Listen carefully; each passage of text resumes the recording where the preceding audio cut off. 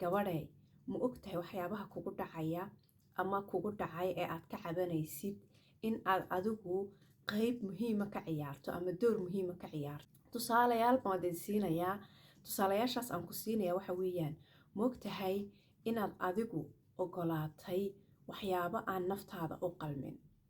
Ugu horreynba halkay kasoo bilaabantay ood qofka ka ogolaatay waxyaabo aan adiga kuu qalmin.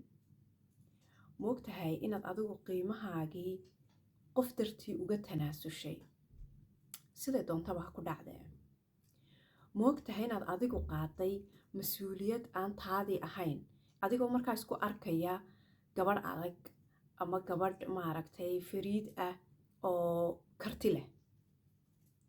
Taasina ay kugu keentay dhibaatooyin badan oo ku soo gaadhay ama ku soo gaadhi doono. Ma ogtahay inaad qaadatay oo aad ogolaatay hadallo, kelmado iyo ficillo aan adiga kuu qalmin, adigoo markaasi naftaada ka dhaadhicinaya inaad tahay qof samir badan ama dulqaad leh.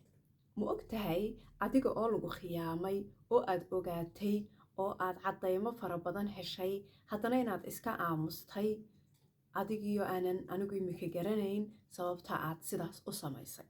Haddaba waxaan kuu sheegayaa, haddii aad tahay gabadh waxyaabaha aynu sheegayna soo martay, ama aad tahay inan yar oo imika noloshu u bilaabmayso, in aad waxa ugu horreysa ee aad horumarisa ay noqoto naftaada, in aad adigu isbarato, in aad qiimahaaga ka fikirto, kadibna qiimahaaga markaad adigu garato dadka kalena way kuu qirayaan.